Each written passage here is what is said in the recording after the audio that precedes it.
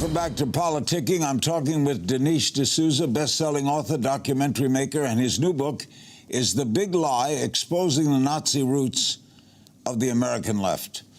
We just left on the last statements you made was about Trump's nationalism. One of the big concepts of Nazism was nationalism. Deutschland über alles. Germany is better than other countries. Aryan is better. That's the opposite of the left in America. Well, it is true that nationalism was one of the features, as you say, of Nazism and of fascism generally. But just remember that nationalism is much broader than that. I come from India. Gandhi was a nationalist. Nelson Mandela was a ferocious nationalist who was very attached to South Africa. Fidel Castro was a nationalist. Che Guevara was most of the anti-colonial leaders were nationalists. Stalin was a nationalist who celebrated what he called Mother Russia. So if nationalism equals fascism, all these people would be fascists, which they clearly weren't. So you can be a nationalist on the left and a nationalist on the right.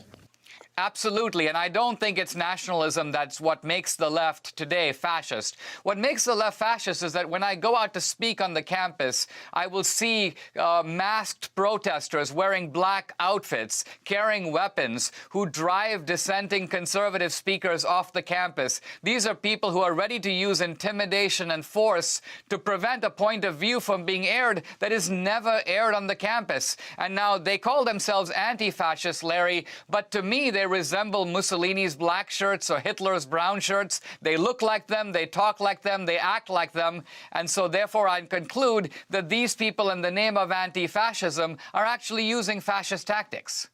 But they don't win out. We have a vibrant left and a vibrant right in America, and you're not going to call Chuck Schumer a fascist.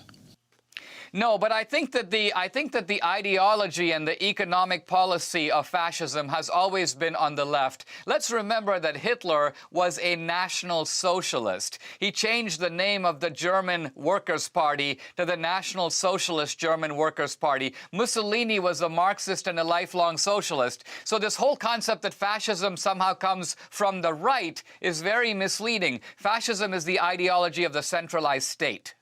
You're saying Mussolini was a left-winger? I'm saying not only was Mussolini a left-winger, but Mussolini considered himself a left-winger. Even the people who criticized Mussolini called him a left-winger. When Mussolini did his march on Rome in 1922, Lenin sent him a letter, a telegram of congratulations. Why? Because Lenin understood that Mussolini was a fellow revolutionary of the left. But wasn't Hitler and Mussolini violent opponents of communism? Yes, they were, but let's remember that sometimes ideologies that are quite similar get into very bitter fights. Remember, Larry, the Catholics and the Protestants fought bitterly, even though they're both within the house of Christendom. The Shia and the Sunni will go and fight bitter battles, even though they're both within the house of Islam. So sometimes you can be on the same side of the aisle, but fight over power or minor doctrinal differences. Nevertheless, the fact that Nazism and fascism and socialism went to war does not mean that they don't have a lot in common. Where do you think it's all going, Dinesh?